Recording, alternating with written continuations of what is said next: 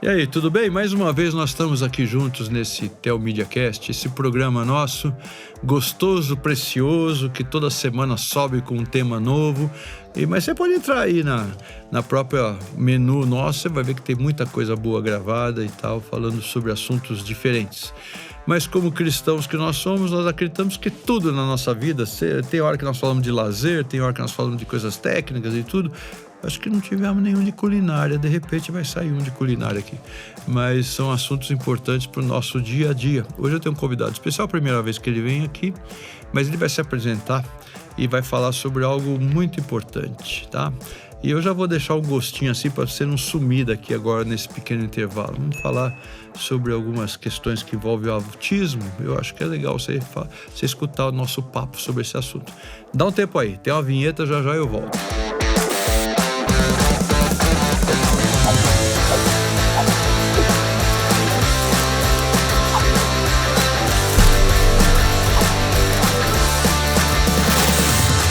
De volta. Falei que era rápido? Então, estamos aqui. Eu estou com um pastor que eu ainda não conhecia pessoalmente, não me lembro. Não, acho que não. Como eu estou velho, de repente você era um menino que eu estava pregando numa igreja e me escutou. Saber, né? Mas ele foi pastor auxiliar numa igreja que eu pastoreei antes dele ir para lá, então eu não conhecia ele antes de detalhes. Mas eu gostaria que você se apresentasse um pouquinho, depois nós vamos falar do que nós vamos tratar aqui, tá bom? Tá certo. Bom, prazer estar aqui, pastor. E eu sou Leonardo, sou pastor da Igreja Presbiteriana já há 15 anos. E trabalhei na igreja, sempre trabalhei na igreja, mas também na obra missionária em muitos momentos. E tenho uma segunda formação, que é na área da psicologia. Uhum. E com isso, eu fui, por algumas razões que daqui a pouco acho que a gente vai entrar, eu fui caminhando para a área de transtornos do neurodesenvolvimento, que envolve, em especial, o autismo.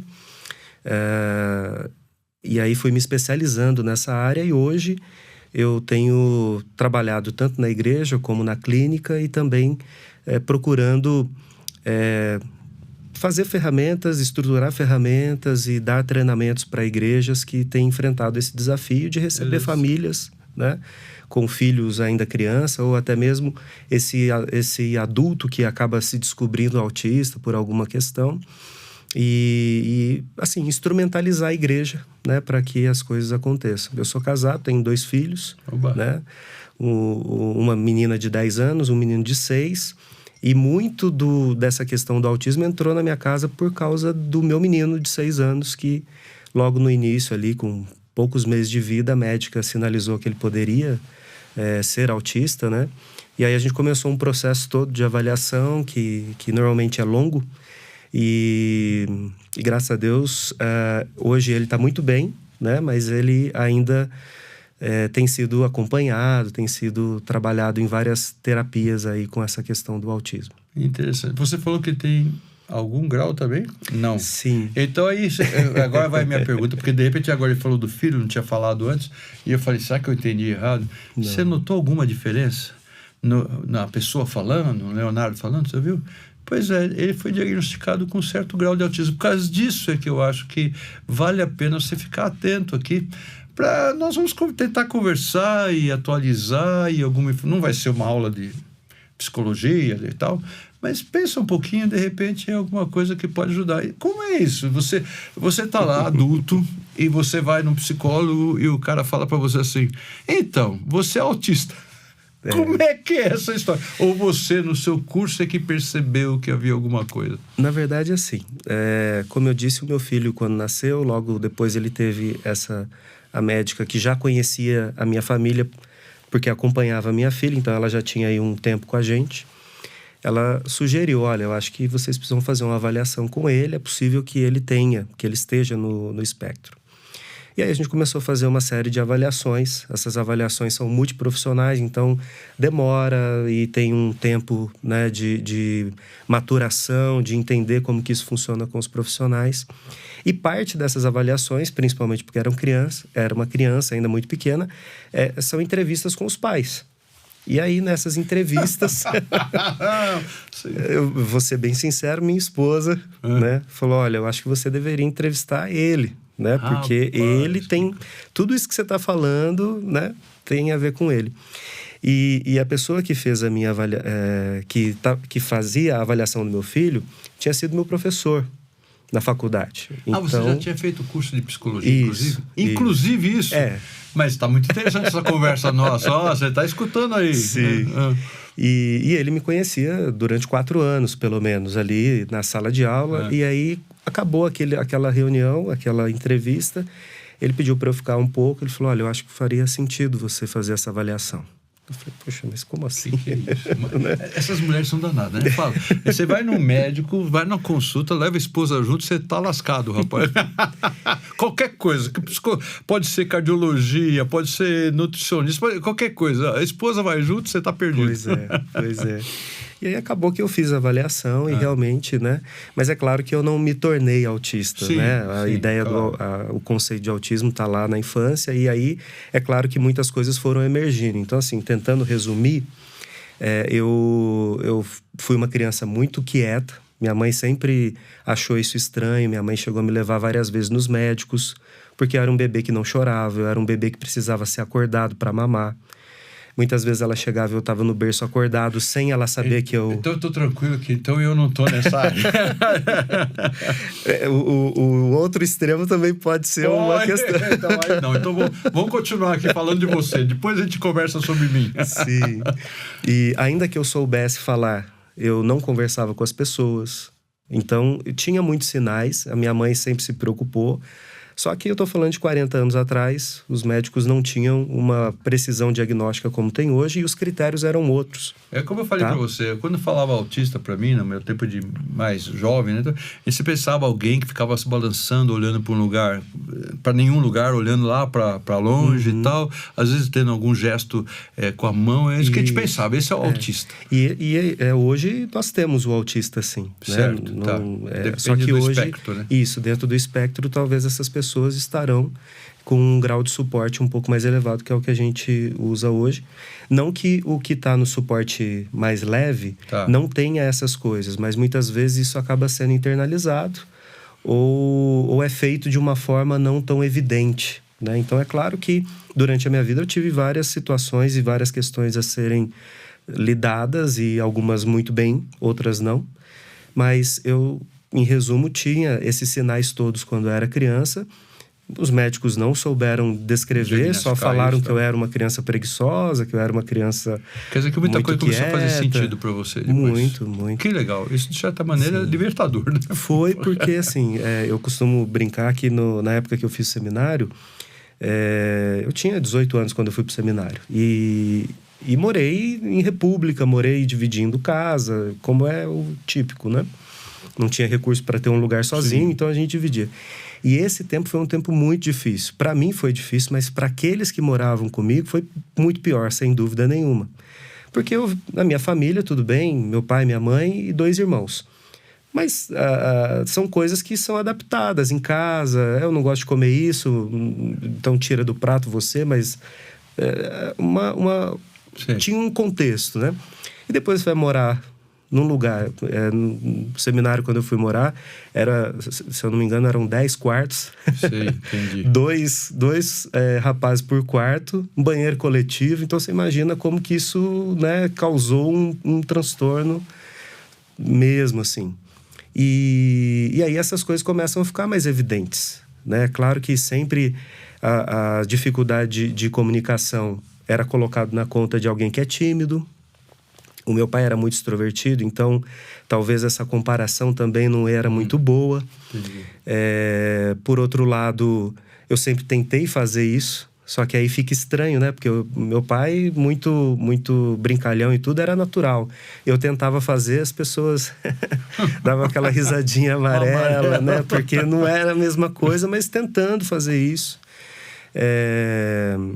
E aí, assim, durante o decorrer da vida vai tendo várias situações de ansiedade, situações de depressão, situações de insegurança. Até aí, como você acha que todo mundo vive assim, você vai simplesmente levando, né? Aí namorei praticamente a minha esposa, casei com ela também. Então, não tem esse contato em outras áreas para poder falar é diferente ou não é. Amigos sempre muito poucos, mas sempre atribuir isso a morar longe da família. Se eu morasse na mesma cidade que a minha família, eu teria mais amigos e aquelas coisas assim.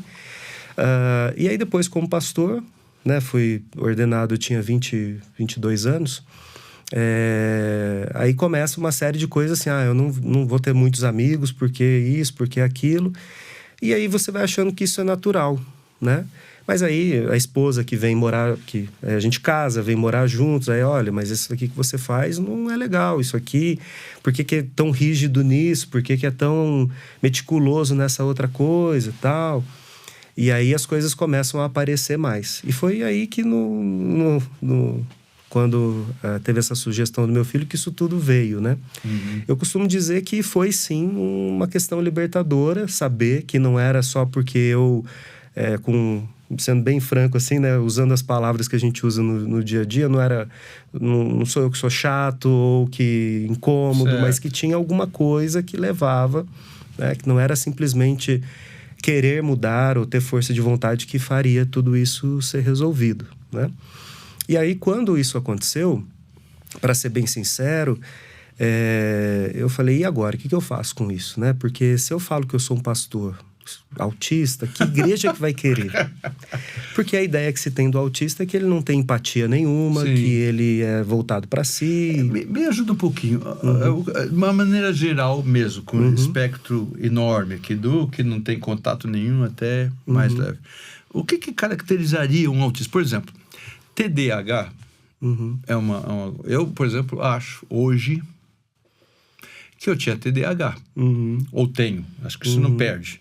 Porque tem certas coisas da minha vida, eu sempre fui muito atento, eu pego muita coisa, eu tenho muita coisa guardada na minha cabeça. Mas, por exemplo, eu tinha um colega que ele pega um livro, ele senta e vai de capa a capa.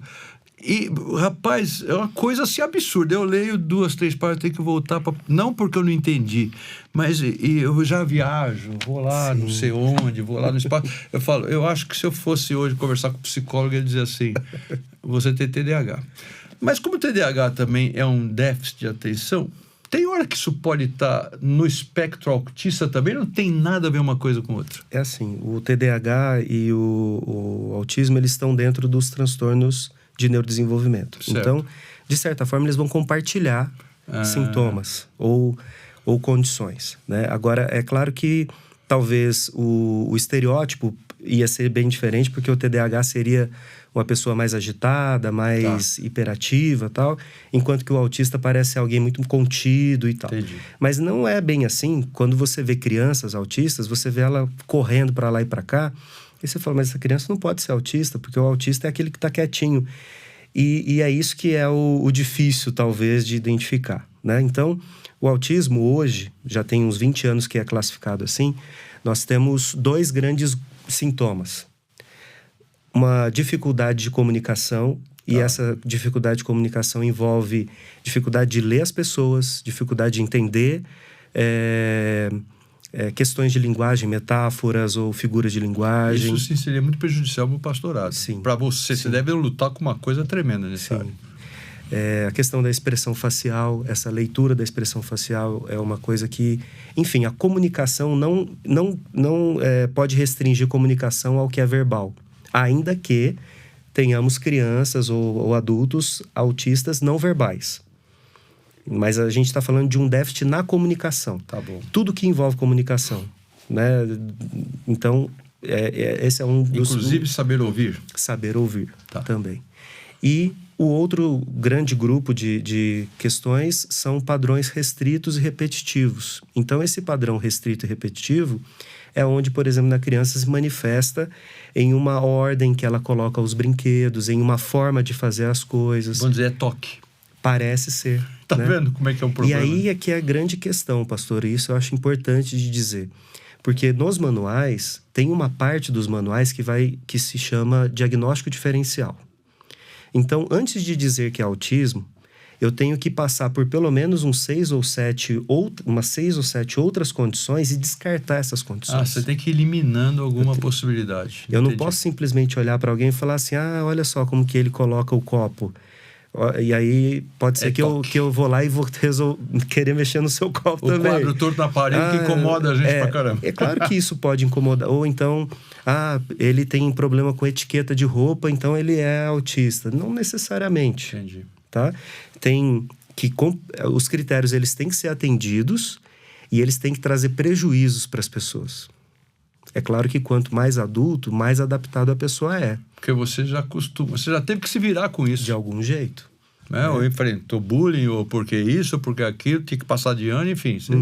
Aos poucos você vai enfrentando. Sim, ou seletividade alimentar, por exemplo, que é uma coisa presente.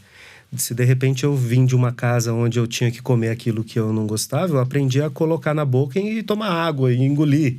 Então, alguma coisa eu fiz para me adaptar. Não teve como isso não acontecer. Seria uma característica de autista também, seria a seletividade alimentar E não é uma questão de gosto. Não é assim, eu não gosto do tomate.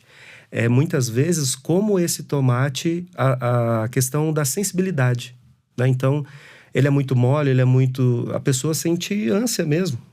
Ela não está fingindo, é que ela tem dificuldade com aquilo. E aí, esse é algo que é muito visto no autista, mas não é um critério diagnóstico, que é a questão das sensibilidades. Então, a auditiva talvez seja a que a gente mais percebe. Criança pondo a mão no ouvido, ou então usando aqueles fones de abafador de ruídos, coisas assim. Mas a sensibilidade à luz é uma também bastante presente. Sensibilidade ao toque. Então, por isso que muitas crianças não gostam que toque elas. Mas, por outro lado, você vai ter algumas crianças que vivem te abraçando e que são autistas. São autistas e precisam, porque elas precisam do toque, da pressão, né? Dessa estimulação. Então, o que na verdade está acontecendo? É um cérebro, né? Uma possível explicação, talvez mais popular para a gente facilitar, é um cérebro que está inflamado. E aí, se você tem alguma parte do corpo inflamada, você sabe que ela está quente, que ela tem um foco febril, que ela é sensível, que ela é dolorida. Imagina isso no cérebro. Então, o barulho é mais, a luz é mais, o toque é mais, tudo isso está amplificado. Por outro lado, chega em um determinado ponto que é como se o disjuntor caísse. Entendi. Aí nada mais interfere. Aí precisa voltar a esse ciclo.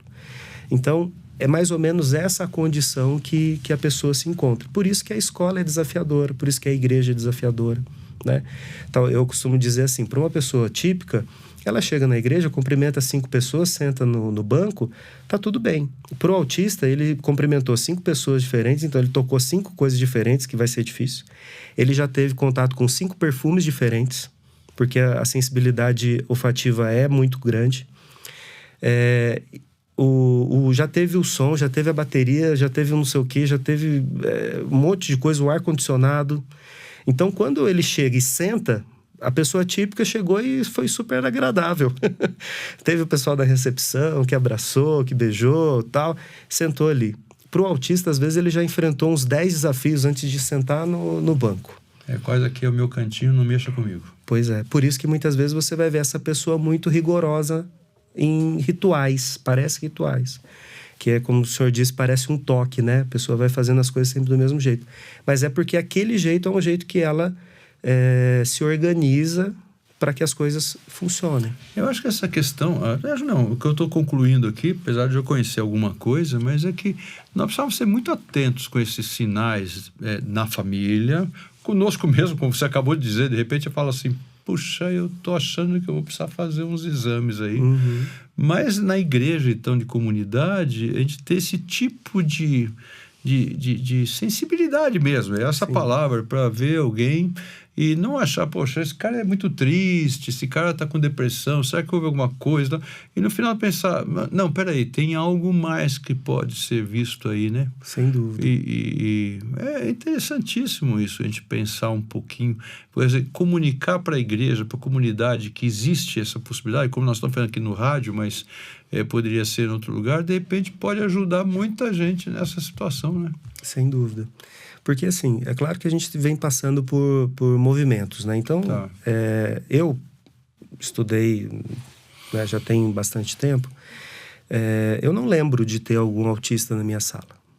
Eu não lembro de ter um autista na minha sala. Hoje, quando eu vou em algum lugar e pergunto se tem algum autista, ou na sala dos meus filhos, por exemplo, todos eles têm. Mais de um, inclusive, né? É claro que entraria aqui uma discussão se os diagnósticos são corretos também. É claro que isso poderia... Sempre a possibilidade do erro, claro. Sim. Mas, por outro lado, por que essas pessoas não estavam antes lá? Porque a gente tinha escolas especiais. Verdade. Então, a gente tinha esse núcleo. Hoje, o trabalho é para inclusão, então, na escola comum, na escola, né, regular, essas pessoas estarem ali.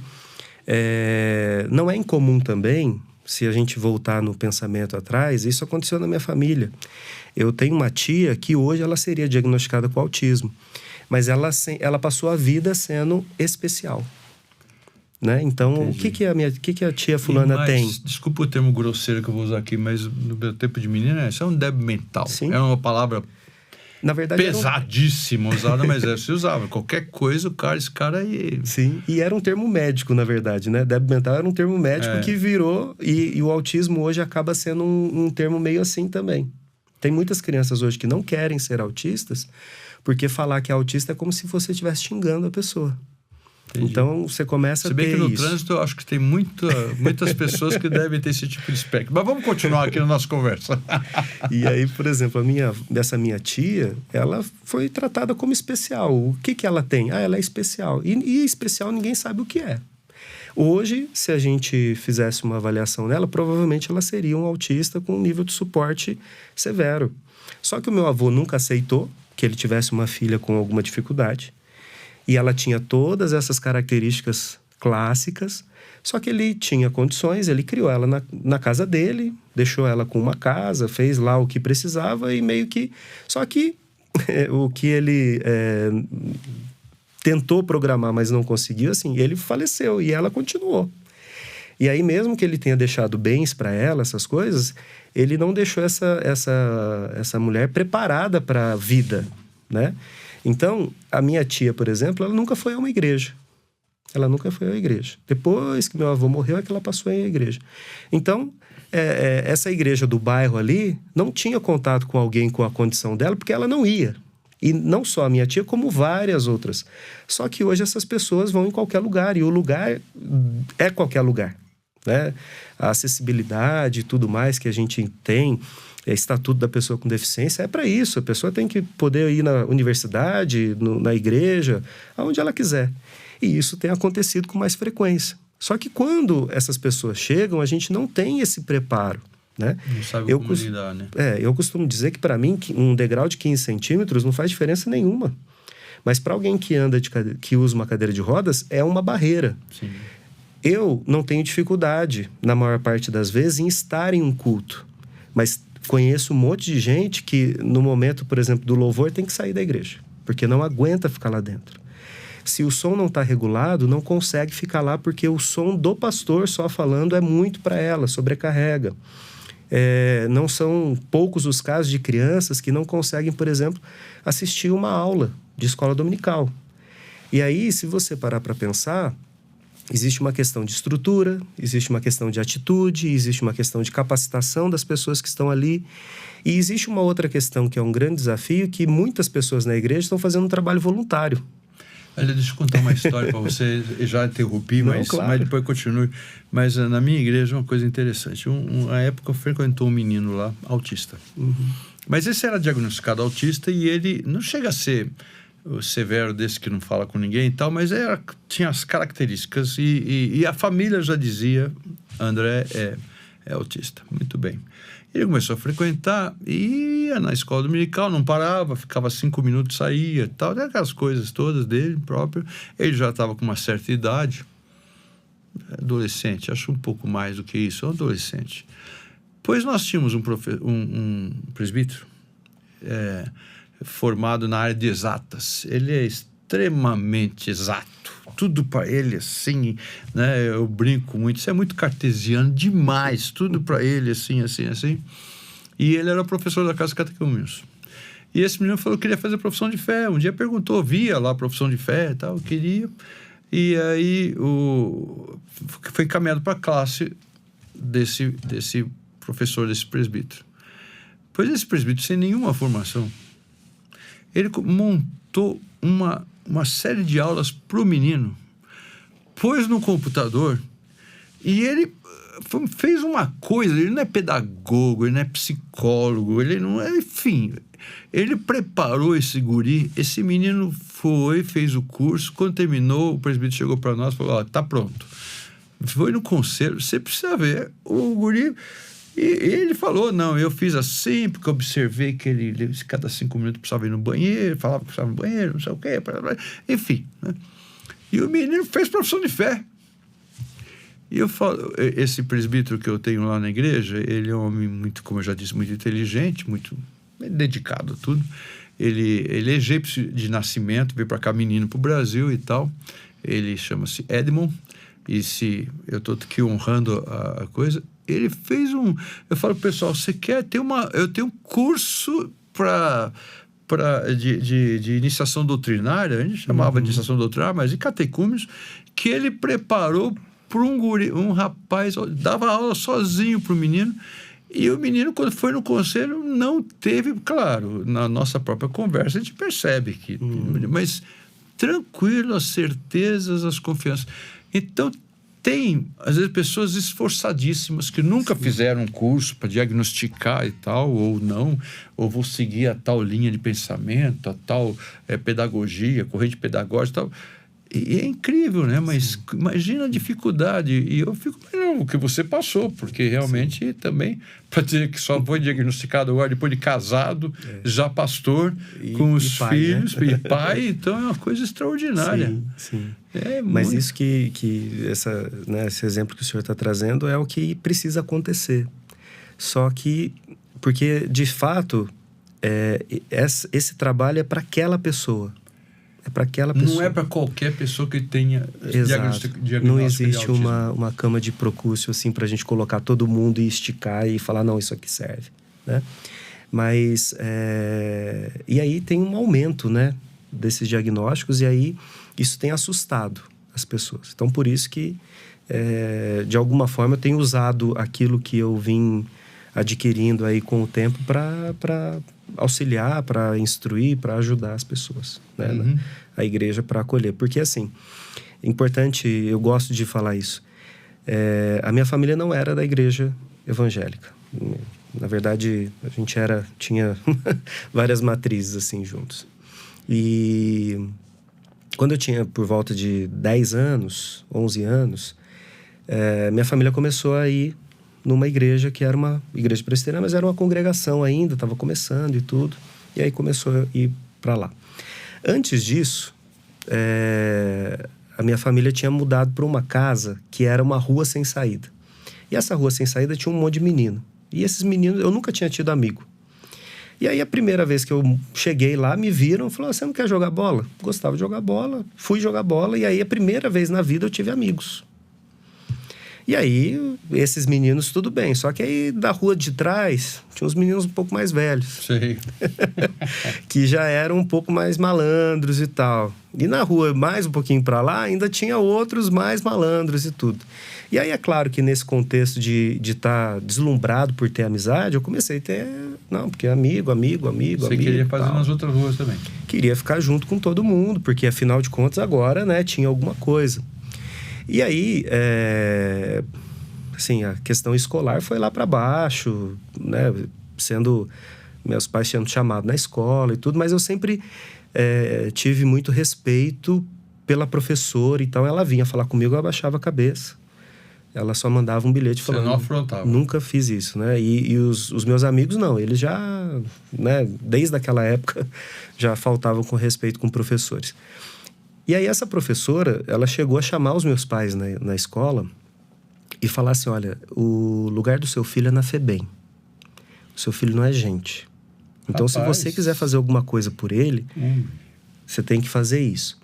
Porque o contexto que eu estava e as coisas que eu estava fazendo não era essa, mas eu não achava que estava errado, porque eu estava tão assim no afã de ter amigos, de fazer parte de um grupo, de ter uma coisa, que eu talvez não considerasse o risco e as coisas. É claro que Deus me livrou de um monte de coisa, porque tive em situações em que droga estava ao alcance da mão, uma série de coisas, mas Deus me livrou dessas coisas. Deus te preservou porque tinha um problema pra você. Ou me fez não enxergar isso, ou ter medo dos meus pais, alguma coisa, isso. E aí, lá pelos 11 anos, 12 anos, essa fase toda é nesse intervalo. Minha família começou a ir na igreja. E aí os meninos da igreja passaram a me chamar para fazer as coisas. Então, eu tinha entendido que eu não podia ficar lá, mas assim, então agora eu vou voltar a ficar sozinho também? Onde vai ser meu lugar? Não tem mais lugar de novo. E aí aconteceu de estar chegando na igreja bem nesse período. E aí esses meninos, assim, nada... Planejado. O menino tem um problema, vamos cuidar dele. Ninguém estava nada com isso. Que coisa boa. Aquele negócio, vai ter um acampamento, você não quer ir, aí chega lá, começou a fazer isso. E esse grupo, eu falo, né, Cristo é lógico que é quem salva a vida da gente, sim, mas socialmente foi o pessoal da igreja que me salvou. Porque aí me tirou realmente daquele pessoal que eu estava e me deu um outro grupo, né, para fazer parte, para ter amigos e tudo mais. E aí, o que eu gosto de dizer é o seguinte, imagina só, né? Esse pessoal fez porque era natural para eles, sim, né, acolherem e tudo mais. Mas imagina se a igreja for intencional em fazer isso. Sim. Né? Porque aí a gente está falando dessas questões de transtornos e tudo mais, e aí a gente está falando de uma população que normalmente tem mais risco para uso de drogas, para abuso de substâncias, outras, para suicídio, para depressão, ansiedade, para uma série de condições, né, que hoje são problemas de saúde pública. Então, o fato da igreja de estar ali e aí 1 ou 2 meninos passaram e falaram, vamos na escola dominical com a gente, ou a gente vai comer um lanche, você não quer ir junto, ou coisas dessa natureza, feitas, né, claro que hoje a gente pode dar ferramentas para eles fazerem isso, pode tirar alguém de uma condição, de uma via que era completamente, sim, diferente, né? Entendi. Eu nunca mais encontrei essa professora, né? Mas seria interessante conversar com ela, né? Falar, olha, o caminho que você disse, que era o meu caminho, eu acho que era mesmo. Se não fosse a igreja, se não fosse esse pessoal. Interessante, né? Porque a gente tem, assim, correntes de pensamento dentro da igreja, você sabe disso. Eu tenho um filho que fez psicologia também, só que ele é recém-formado e tal. Mas eu conheço colegas nossos, de pastorado que abominam psicologia. Diz que isso é coisa de mundano, de gente... Não dizem que é do capeta, mas dizem que isso é uma coisa completamente materialista, falta de fé e tal. Como eu lembro que lá nos primórdios dos meus conhecimentos, lá, uma história assim, o cara tem depressão porque não tem nada para fazer, tem que arranjar alguma coisa para o cara fazer, esse negócio de depressão é mimimi, ou qualquer coisa assim, as pessoas tinham. Depois a gente vai percebendo que existem diversos fatores. Pode até mesmo ter alguém que seja mimimi mesmo, pode ter alguém que pode ser, né? Mas quando eu estudei no seminário, bem antes do que você, é evidente, e um dos divinhos nossos lá, os temperamentos controlados pelo Espírito. Você já, lógico que você conhece, todo mundo ouviu falar. E aí ele dava lá os 4 temperamentos e tal, e você não dava outro, né? Isso eu sei, porque até gente que não era do seminário, você lia o livro e já saía classificando a pessoa. Você é melancólico, não, você é colérico, não, você é... Aí já ia, né, diagnosticando todo mundo. Depois alguém disse, não, peraí, tem temperamento que é misturado, tem um cara que não é só colérico, ou não é só melancólico. Aí já começa a pensar e tal... E até hoje, uma vez eu conversei com uma pessoa, ele estava falando alguma coisa, eu conversei em particular, nós estávamos num grupo de pastores, eu falei, mas diga isso que você está falando da psicologia, eu conheço gente muito... Tenho pessoas sérias, por exemplo, um velho já na área, Ageu Eringer, Lisboa, eu tenho amizade com ele, quer dizer, não faz muito tempo que eu não conto mais com ele, mas é um expoente na área e tudo. Você não pode falar que não é crente, é tudo do diabo e tal. Eu não conversei mais, eu não vou nem conversar com essa pessoa, porque não é possível, gente, se você reduzir a isso. Sim, muita coisa resolve o coração, sem dúvida nenhuma. Sim. Muita coisa precisa de conversão, sem dúvida nenhuma. Mas não é exatamente isso que as pessoas... O conselheiro capaz era um marco para nós também. Sim, sim. E eu não sei como é que está hoje em dia, já vi muita gente com crítica, mas eu creio que o conselheiro capaz ainda, para mim, tem certas coisas lá muito preciosas. Sim. Sim. Né? A história que o autor conta de um dia que ele entra numa sala acolchoada com um cara que era dado como louco e tal, e ele conversa com o sujeito até o cara ter uma mudança de vida. Eu acho que isso é possível mesmo, é lógico que é possível. E conversão e tudo mais. Então, sim, eu acredito nisso, mas não é só isso, né? Sim. Então você estuda, você vê seu próprio caso, você vê as dificuldades, você lembra das dificuldades que você teve. Como eu estou comentando essa história minha, eu nunca consegui estudar em casa.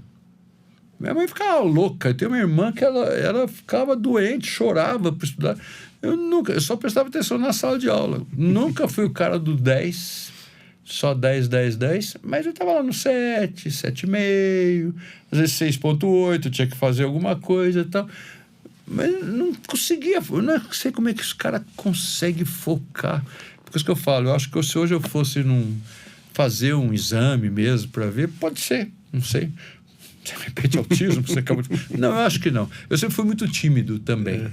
Mas porque eu sou tímido, a minha reação é diferente. Eu sou muito palhaço, converso muito, faço muita brincadeira. Então, e isso é mais ou menos espontâneo para mim. Exato. Então, talvez seja a diferença. Eu não tinha que dar essa forçada. Mas por causa da minha timidez, a pessoa não acredita. Você é tímido, te conheço. Mas a timidez me levava a ter uma atitude que resolvia o meu problema. Claro. E assim que eu fui fazendo. Sem dúvida. Então, os diagnósticos, eu penso assim, que uma das coisas que eu gostaria de pontuar aqui, que a gente deixar aqui bem claro, é que nós temos que ficar atento às pessoas, não julgando as pessoas, assim, já classificando o sanguíneo, colérico, não sei o quê, mas sabendo que, de repente, o que eu posso fazer como cristão diante de tal situação? Nem todo mundo foca. Tem alguns que focam extremamente. Eu não sei se é o TDAH ou o autismo, que também tem certas coisas que é muito focado, assim, de um jeito absurdo, né? É muito... Então, independente dessa história de, às vezes, estar vivendo num outro planeta, né? Mas... Eu vejo que a gente precisa tomar cuidado mesmo com essa questão dos diagnósticos, principalmente nessa época que a gente está de rede social, onde a pessoa entra lá e aí alguém colocou lá, olha, 10 critérios para você saber se você é autista. Ou então, faça esse teste para saber que você é autista. Essas coisas, elas talvez existam na tentativa de trazer consciência, mas elas, particularmente, eu vejo que elas só atrapalham. Por quê? Uma vez que a pessoa fez o teste lá com 10 perguntinhas e viu que ela é autista, ela acha que ela é.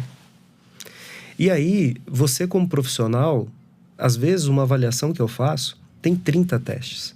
30 testes. Cada teste tem mais uma série de outras coisas. Eu termino de fazer a minha avaliação, eu vou consultar o médico. Eu vou consultar um fonoaudiólogo, vou consultar um terapeuta ocupacional, vou consultar um psicopedagogo, uma pedagoga, um professor. Você chega a conversar com a família? Conversa com a família, conversa com a escola, conversa com cuidadores. Às vezes, quem cuida é o pai e a mãe mesmo, mas tem um avô, uma avó, tia, tio. Você faz um rastreio de tudo isso. Às vezes as pessoas ficam até assim, nossa, mas está demorando. Mas é porque eu não posso colocar o meu nome e não posso dizer que a pessoa tem alguma coisa sem que eu tenha certeza daquilo. Claro. E aí, isso é uma coisa séria, porque uma vez que eu disse, não tem como eu dizer. É difícil, né? Não tem isso. Até porque se eu estou dizendo que eu não, né? Assim, todos os profissionais que fazem isso, a gente está dizendo que a gente tem que tomar providências com relação àquilo. Não dá para eu dizer que isso, ó.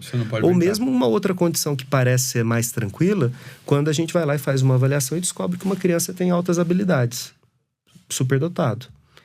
Então se ela é superdotada, deixa ela viver. Não, você tem uma série de coisas para fazer para potencializar isso, para colocar essa criança no lugar. Porque se ela não estiver nesse lugar, muitas vezes os comportamentos dela parecem do TDAH. Entendi. Parecem do autismo. Né? Porque ela, de repente, é muito inteligente, focada em uma coisa, a habilidade social dela fica do lado. E aí começa a olhar e fala, mas essa criança tem alguma coisa. Ou fica desinteressada, porque tudo é muito fácil. Como assim? Você está ainda muito discutindo fácil, isso? tá Você está claro, está né? entediado. Tem menino que eu atendo que tá aprendendo autodidata em hebraico, pra você ter ideia. Eu sei. Eu tenho uma menina, esse dia me falaram de uma menina que está aprendendo com o pai grego. Então. O pai está fazendo curso lá, a menina tem 3 anos e pouco. Depois ela senta e o pai estudando grego e ela quer saber 3, 4 anos. Pois é. Grego? É grego para mim, né? Mas tudo bem, né? Pois é. E aí você tem tudo isso. Você tem o pessoal que está com déficit, mas você tem o outro lado também.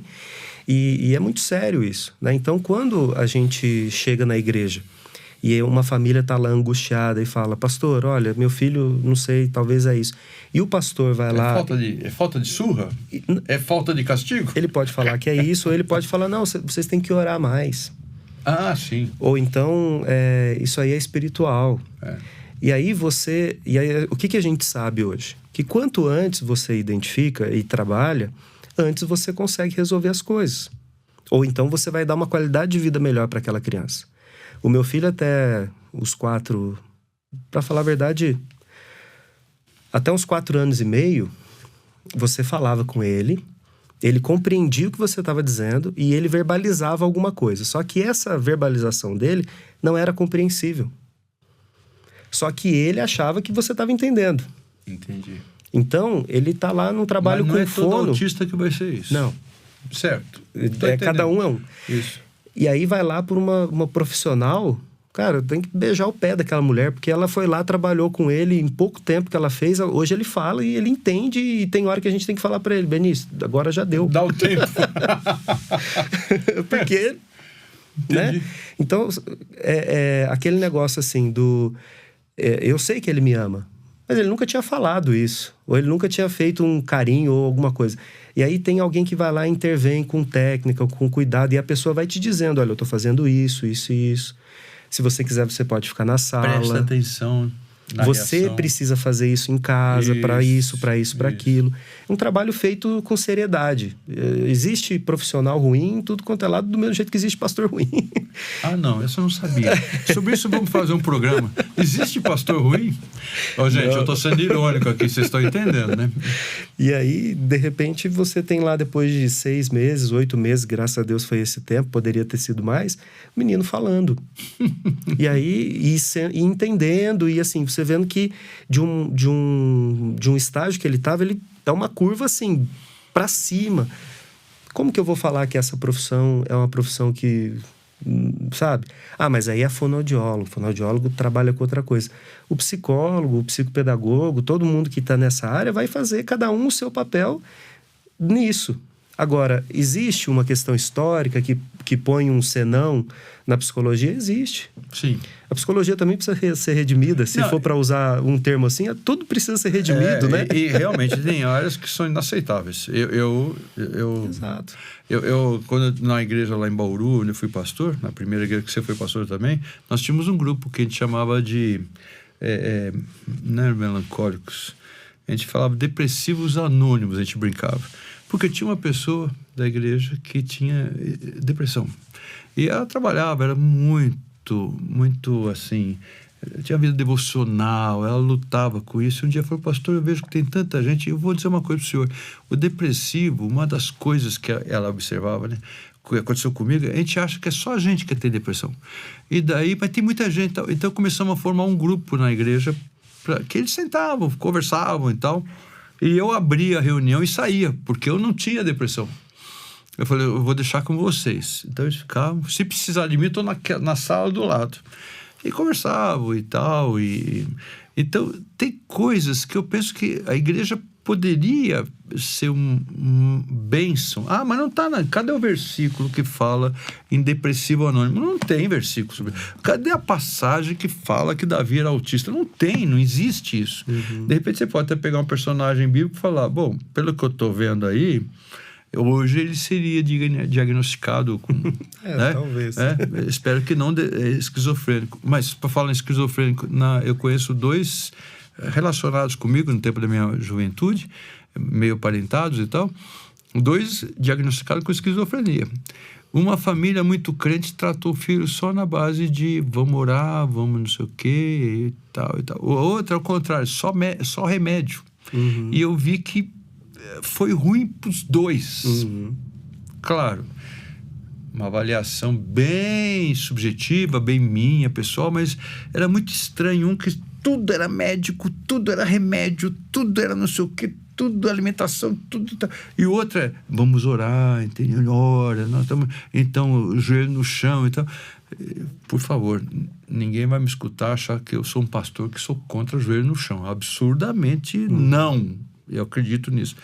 Mas você percebe que tem coisas que Deus nos dá capacidade para nós entendermos e agir com... Sim, existem ferramentas, né?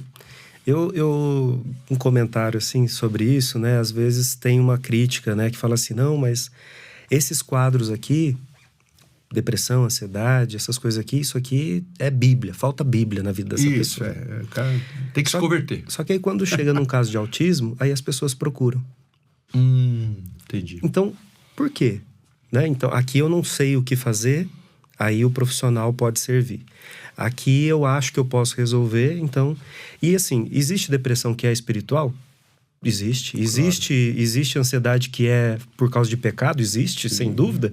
Agora, todas elas são? Aí eu posso correr o risco. Eu tenho diabetes, não preciso tomar remédio, nem parar de comer açúcar, eu vou só orar. Então, aí a gente tem que tomar muito cuidado lá com na igreja isso, né? mesmo, na nossa igreja aí, tinha um senhor lá que um dia, nós tínhamos uma reunião de oração segunda-feira, e tinha um diácono que participava, e ele era muito, assim, tinha lá suas características, vocês não devem ter conhecido ele, mas aí tinha um outro que era recém-convertido, e um dia nós estamos lá, e ele falou, preciso orar, minha diabetes está terrível, eu tô com 250, porque eu não sei o que, parará. Aí o novato na igreja, que já era uma pessoa de idade, mas crente novo, eu não adianta pedir oração, que eu não oro por você. Ontem nós tivemos reunião da PH, o PH, para quem não sabe, é a reunião de homens da igreja presbiteriana.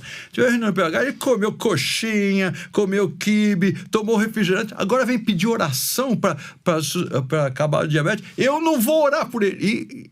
E eu fiquei assim, porque era uma reunião, e eu fiquei olhando porque eu não esperava aquilo, né? E o cara lá dando risadinha assim, sem graça, e o outro bravo. Eu não vou orar por ele, porque ele vem pedir oração aqui, e come fritura, e toma refrigerante, e depois vem aqui pedir oração. Que eu vou orar coisa nenhuma. Eu sei que foi um extremo, aconteceu, não é parábola, aconteceu mesmo comigo, mas tem certas coisas que a gente precisa aprender a olhar. Claro que precisa de oração muitas vezes. Sem dúvida, sem dúvida. Mas claro que precisa de um remédio aqui também, no acompanhamento. E aí a gente tem umas coisas interessantes, assim, né, que tem uma tese que inclusive é do Mackenzie, uma pessoa que fez o mestrado lá, e ela estava pesquisando fatores de risco e fatores protetivos para famílias de autistas. Então, de autistas, especificamente. O que essa mãe, por exemplo... A entrevista acabou sendo com mães que cuidam dos filhos. O que acontece para essa mãe ter mais risco de adoecer e o que acontece para ela ter mais risco, mais fatores que protegem. Então, tinha várias coisas. Fazer uma atividade física, atividade de autocuidado, enfim, várias coisas ali. E era um questionário, então tinha uma questão de preencher, e lá embaixo a pessoa podia colocar alguma coisa, um campo vago. Olha, se não teve aqui contemplação de alguma coisa que você faz, pode escrever. E uma coisa muito interessante é que essa pessoa que fez a pesquisa, ela não tem um compromisso com a igreja. É uma pesquisadora. E aí ela, no resultado da tese dela, ela coloca que as famílias ou as mulheres que tiveram os melhores índices de saúde mental colocaram lá embaixo que elas frequentavam uma comunidade ou uma igreja. Então, sem querer, ela acabou mostrando que a pessoa que vai à igreja, e é claro que não é só por ir à igreja, o prédio, mas é porque ela chega ali, ela tem alguém que ela confia para cuidar do filho, ela pode assistir, ela pode ter uma palavra, ela pode ter um tempo para ela tem um tempo para conversar com as pessoas vão ouvir. Esse ambiente, se é possível dizer assim, ele acaba sendo terapêutico. Entendi. Porque aí a pessoa tem mesmo, amizade, né? A pessoa sabe que os outros gostam dela. Ah, mas o menino faz bagunça, mas o pessoal tem paciência. É diferente de ir em qualquer outro lugar que as pessoas vão olhar julgando e tal. Então, a igreja, ela pode ser esse ambiente que ajuda a curar, não necessariamente promovendo terapia. Não precisa fazer isso. Deixa isso na mão do terapeuta, do terapeuta, dos profissionais. Mas o ambiente acolhedor, o ambiente inclusivo, já é suficiente para isso, né? Leonardo, isso é muito bom, cara. Eu acho que isso é muito legal. Você, então, tem a possibilidade, se alguém está escutando, um pastor, ou você é um líder de igreja, quanto casais, você fala assim, vou convidar o Leonardo para falar. Você está acessível a isso para falar, não dar um curso propriamente, pode ser até que você tenha, mas você está disponível para alguma coisa nessa área? Sim. Você pastoreia uma igreja, você falou em Campo Limpo Paulista. Campo Limpo Paulista, Lá são 2 igrejas, essa é a que seria a primeira igreja chama Igreja Campo Limpo mesmo. É lá que o Jamil está frequentando, o pastor Jamil, não? Não. Tá bom, então é outra coisa, mas deixa para lá. Depois a gente conversa no intervalo depois. No intervalo não, depois daqui. Mas seria interessante. Então, olha, você que está aí, é a época, a hora do jabá, né? A gente está na rádio aqui. Reverendo ou pastor Leonardo Veríssimo. Ele tem um Instagram? Eu tenho um Instagram que é Cristão Autista. Cristão Autista. Você já tinha falado para mim nos primórdios lá e eu esqueci. Cristão Autista. Se você quiser alguma coisa, você coloca um @ Cristão Autista. Exato. Com acentuação, não? Não, é cristal, né? Então não tem acentuação, né? Porque na internet não tem acentuação nem C cedilha. Então, no caso aí, não tem C cedilha, mas é Cristal Autista. Escreve lá, você vai encontrar e vai poder conversar, dá para fazer contato por lá e tal? Sim, dá para. Você tem, assim, os meios para isso? Uhum. Eu penso que essa conversa, ela é muito boa por diversas razões, né? Porque a gente precisa trabalhar com isso. Sim. Nós precisamos orar, sem dúvida nenhuma. Aliás, eu penso que orar, a gente sempre ora pouco, e ler a Bíblia, sempre a gente lê pouco a Bíblia, não tenho dúvida nenhuma. Mas o Senhor nos dá ferramentas preciosas, né? E essas ferramentas são a ser utilizado mesmo. E eu até acho, pastor, posso estar enganado na minha forma de pensar, mas eu acho que a igreja, se ela enxergar que ela está fazendo um favor para essas pessoas, para pessoas com deficiência no geral, não é um caminho bom. A igreja precisa entender que Deus também usa essas pessoas. E talvez o que falta para nós como igreja, em termos de amadurecimento, de perspectiva, de sensibilidade, pode vir com essas pessoas. Vou contar um exemplo pequeno. Sempre que eu vou fazer um curso ou alguma coisa na igreja, sempre tem um monte de perguntas. O que eu faço porque aquele ali é agressivo? O que eu faço porque aquele é isso, aquele outro, tal, não sei o quê. E aí sempre surge uma questão. E uma dessas vezes surgiu lá de uma menina que não queria ficar na sala de aula. Na sala de aula da igreja. E ela queria ficar onde? Ela queria ficar no jardim. A igreja tem um pequeno jardim, ela queria ficar no jardim. E o que ela estava fazendo no jardim? Ela estava lá porque tinha uma joaninha e ela estava assim... encantada com a joaninha. E aí, na hora lá que a gente estava conversando, deu um negócio assim, eu falei, mas a aula era do quê? Porque eu ia falar assim, confessando aqui, eu ia falar, olha, talvez a aula não era interessante. E aí a menina não estava querendo ficar lá, mas do que era a aula? E aí a professora falou que a aula era sobre a criação. Puxa. E aí na hora eu pensei, eu acho que a única que entendeu a aula foi a menina autista. Devia levar todo mundo pro jardim para continuar a aula lá no jardim. Porque ela estava contemplando. Mas talvez o nosso rigor de conteúdo, eu tenho que dar essa aula aqui assim, faz com que a gente não tenha essa sensibilidade. Então, assim, essa menina estava ensinando uma coisa. Não consciente, não propositalmente, mas assim... ou não é alguma coisa pra gente pensar? Poxa, eu tô dando uma aula sobre criação e a menina tá encantada com a joaninha. Eu olho pra joaninha e bato nela porque eu acho que ela é um incômodo. Então, é claro que é uma coisa talvez da criança isso aí, mas traz uma sensibilidade que em outras situações a gente não teria, né? Entendi.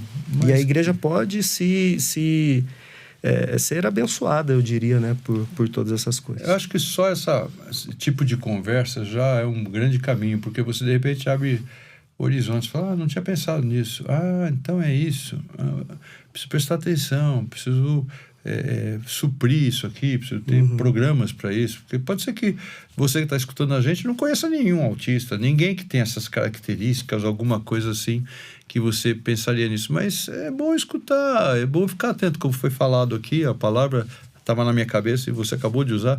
Ser sensível, a gente tem que ter sensibilidade. Olha, por que esse menino não para no culto?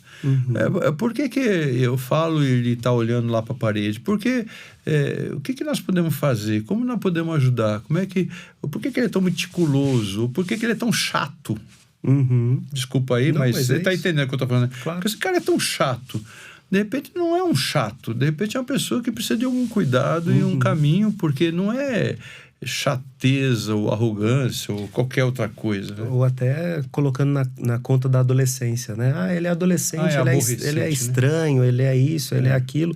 E talvez não, é alguém que pode, inclusive, como eu disse, ter um grau de inteligência superior e ele não se enquadrou, né? E aí, como igreja, a gente fala assim, adolescente é tudo igual. E quando a gente faz isso assim, é tudo igual, a gente cria um problema enorme. Como diz, provocando. O apóstolo Paulo fala assim, eu não sei quantos eu batizei, eu não sei isso. Então pode ser que Paulo fosse autista também. Ô, Leonardo, foi muito legal. Eu tô com o meu tempo em cima da hora aí, mas muito bom esse papo. Acho que isso aí podia desdobrar em tantas outras coisas. Com certeza. E quem sabe nós vamos ter contatos ainda, né? Eu já vou sugerir seu nome pro coordenador do grupo de casais da minha igreja. Vai ser legal uma conversa como essa. Mas a verdade é a seguinte, é muito bom. Deus te abençoe muito com o teu oportunidade para falar com a tua filha, claro, porque a gente não pode pensar só que alguém que seja especial de alguma maneira, mas Deus te abençoe. Amém. Teu ministério, pastorado, tua esposa, a tal que falou. Você viu que ela é que tinha sabedoria. Olha só, talvez seja bom você fazer um teste com o Leonardo, mas para ela também. E Deus te abençoe mesmo com o instrumento. Eu acredito que nós vamos ter outras conversas nas áreas variadas aí, que isso se deslumbra. Cristão Autista. Então, @Cristão Autista, você vai poder chegar no Instagram e lá você vai poder achar. Eu falo @, mas na verdade você pode escrever só Cristão Autista. Mas o @ normalmente procura onde tem. Se tem no Twitter, tem um não sei o que, tal, hoje é X, né? Então você acha alguma coisa. Mas obrigado pela... Eu agradeço a oportunidade por poder falar sobre isso aqui, né? E é isso, eu acho que falar sobre isso possibilita que outras pessoas tenham essa experiência que eu tive de ser acolhido na igreja e ter a vida realmente mudada. E você que está nos escutando, lembre, né? Toda semana nós temos um programa novo aqui no nosso podcast. Mas temos outras coisas, temos Teomídia Blog, eu tô aqui com cola na minha frente, Teomídia Rádio, nós temos o Tati Elas, que é um programa normalmente ao vivo toda terça-feira, nós temos Vida Pura, que fala sobre a questão de pecado, pornografia, é um trabalho interessantíssimo que nós temos também, que é terça-feira no canal do YouTube da Teomídia. E quando você puder estar aqui, né, baixa o aplicativo se é por acaso que você está passando aqui, baixa o aplicativo da Teomídia, você tem muita coisa lá, é de graça, pode acompanhar. Se você considerar que pode nos apoiar financeiramente mesmo, então lá tem explicações, você tem uma forma paga lá no nosso aplicativo, e assim você coopera com essa missão que é da Comev. Hoje nós temos mais esse nome conhecido que é teomídia.com. Deus abençoe, Deus te abençoe que está nos escutando, até o nosso próximo encontro.